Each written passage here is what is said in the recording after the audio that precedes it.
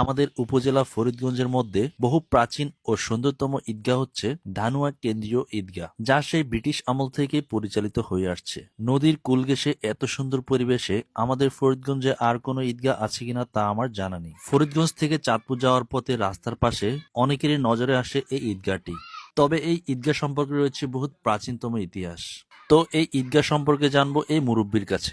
ধানিয়া কেন্দ্র ঈদগাহ, এরা এই ব্রিটিশের আমল থেকে এইরা আসিল ওই রুকসা মেয়ে মায়ার নাম ছিল তবুল নেশা। এই মায়ার নামে আসিল এই সম্পত্তি এই যান।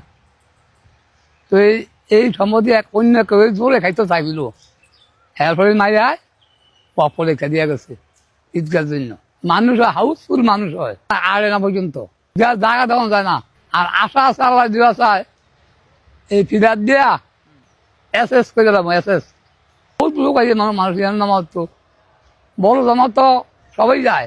আমি খুঁজে পাই ঢাকার থেকে দিন আরো মানুষ জম থাকবো হুন্ডারে ইন্ডিয়া খালি আইব যেন চাইতো। তো বন্ধুরা, এই ঈদগাহটি আপনার কাছে কেমন লেগেছে তা অবশ্যই কমেন্ট বক্সে জানাবেন। আর আমাদের ফরিদগঞ্জে এর থেকেও সুন্দর কোনো ঈদগাহ আছে কিনা তা অবশ্যই জানাবেন। আজকের মতো এতটুকুই। আল্লাহ হাফেজ।